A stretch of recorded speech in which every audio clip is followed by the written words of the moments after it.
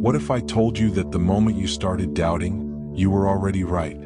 Think about that for a second. You're lying in bed at 3 a.m. Your partner is sleeping beside you, but something is off. You don't know what it is. You can't explain it. You just feel it, deep in your chest, like a cold stone sitting where your heart used to be.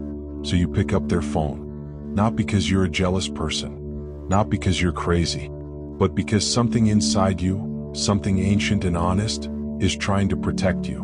And then you notice it. The password changed. The screen tilts away when they text. The working late excuses that never used to exist. Little things, small things, things that anyone could explain away. But you can't shake it. Here's what nobody tells you. Your gut is not your enemy. That quiet dread you feel? That is your brain noticing patterns your heart refuses to accept. You already know. You just don't have the proof yet. And today we're going to change that. Before we go any further, I need you to do something right now. If you have ever felt what I just described, that quiet, painful suspicion, this channel was built for you. Not for people who live with their eyes closed. For people who are done being played. For people who choose awareness over comfortable lies. So if that is you, hit subscribe right now. Hit the notification bell.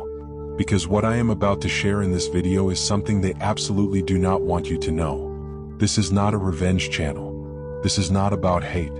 This is about power. Your power.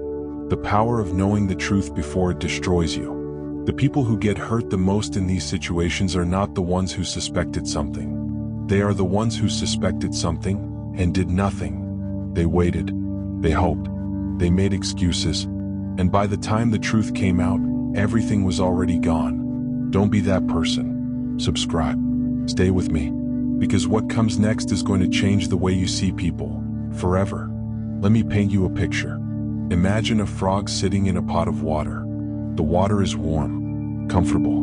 The frog is relaxed. But slowly, so slowly that the frog barely notices, the temperature rises. 1 degree, then another, then another. By the time the frog realizes something is wrong, it's too late to jump out. That frog is you. And the water getting hotter? That's the slow, quiet process of being deceived by someone you trust with your whole heart. Here's the painful truth. Most people don't find out they've been cheated on because of some dramatic moment. No lipstick on a collar. No obvious lie. They find out after months, sometimes years, of slowly being gaslit, confused, and emotionally drained. Studies suggest that the average affair goes undetected for over a year. Over a year. Think about that. 12 months of lies. 12 months of someone looking you in the eye and choosing deception. Every single day. Why does this happen? Because we are wired to trust the people we love. Our brain has something called motivated reasoning. It means we unconsciously avoid information that causes us pain. If accepting the truth means losing someone we love, our brain will work overtime to explain away the signs. You didn't miss the signs because you were stupid. You missed them because you were human. Because you loved someone. Because trusting them felt safer than facing what was right in front of you. But here's the shift you need to make right now. Being emotionally invested in someone does not mean you have to be strategically blind. You can love someone and still be awake. You can care deeply and still pay attention. In fact, when someone is playing a game against you, staying emotionally blind is not loyalty. It is surrender. And you were not born to surrender. Now let's talk about how they actually think. Because this is where most people get it completely wrong. When people imagine a cheater, they picture someone nervous, guilty, barely holding it together. They imagine someone who is one question away from breaking down and confessing everything. But that is not how it works. Not with the kind of person we are talking about today. The person who can cheat consistently, who can look you in the eyes, say, "I love you," and then do what they do. That person is not operating on emotion. They are operating on strategy. Psychologists have identified a pattern called the Dark Triad. It includes 3 traits: Machiavellianism, the ability to manipulate and deceive for personal gain; narcissism, an inflated sense of self and a lack of empathy; and a general coldness, an emotional detachment that allows someone to compartmentalize their lives with frightening ease. Not every cheater checks every box, But almost every consistent, long-term cheater has some combination of these traits. Here is what that means for you practically. They are not confused. They are not lost. They are not going through something. They have made a calculated choice, and they have made a calculated choice to hide it from you. Their greatest weapon is not charm. It is not good looks. It is your emotional attachment to them. Because as long as you love them, you will be the last person to believe what they are really doing. This is why Machiavelli, the 15th century political philosopher who wrote the rulebook on power and strategy, said something that has never stopped being true. Keep your friends close and your enemies closer. You are not trying to become cold. You are not trying to become like them. But to catch a strategist, you must start thinking like one. You must stop reacting and start observing. You must stop hoping and start seeing. The game has already started. The only question is whether you are going to play or keep pretending there is no game at all. This section is going to be uncomfortable, because some of what I say is going to sound familiar. And if it does, I need you to stay with me. Don't look away. The signs were always there, but they were designed, carefully, cleverly, to be explained away. Let's start with behavior. Did they suddenly become obsessed with privacy? A phone that used to sit on the table face up now never leaves their hand. A password that didn't exist 6 months ago. Stepping outside to take calls. Angling the screen away mid-text and laughing it off as nothing. These things alone mean nothing. But together they form a pattern. And patterns do not lie. Then there are the emotional signs. This one is harder to see because it feels like love. After a period where something felt wrong, they suddenly come back. Warmer. More affectionate. Bringing flowers. Planning dates. Acting like the person you first fell in love with. Do you know what that is? That is guilt management. That sudden flood of love is not a return. It is a cover. It is them buying themselves time and buying your silence with affection. And then there are the manufactured arguments. Out of nowhere they pick a fight. A small thing becomes a big thing. And before you know it, you are apologizing for something you barely understand, and they have created enough emotional distance to do what they need to do. Think of a magician on stage. While one hand is waving dramatically in the air, the other hand is doing the trick. Cheaters do the same thing. They wave something, an argument, a tender moment, a distraction, right in front of your face. While your eyes are on that hand, the real move is happening somewhere else entirely. Now here is the most important thing I want you to take from this section. None of these signs mean you are weak for missing them. They mean the person you trusted was working actively to keep you in the dark. That says everything about their character and nothing about your worth. Now we get to what you came here for. This is the part where we stop talking about pain and start talking about power. I want to be clear before we go into this. This is not about revenge. This is not about becoming someone you are not. This is about matching the energy of someone who has decided to operate strategically in your relationship. This is about protecting yourself with intelligence instead of emotion. Here is the Machiavellian exposure framework. 5 steps that will bring the truth to the surface. Step 1, go dark. Stop reacting. This is the hardest step because every part of you wants to confront them right now. But the moment you show your suspicion, they go into defense mode. They hide the evidence. They prepare their story. They gaslight you harder. So instead you go quiet. You become calm. You give them the one thing that makes a deceiver most careless, a false sense of security. When they think you suspect nothing, they get lazy. And lazy people make mistakes. Step 2, observe, don't confront. Become a scientist. Start documenting. Not obsessively, but carefully. Notice the patterns. When do they become distant? When do they suddenly need space? What days do the excuses appear? Write it down. Do not tell anyone yet. Just collect. Because when the moment of truth comes, you want facts, not feelings. Step 3, create information gaps. Ask questions you already know the answer to. Not accusatory questions.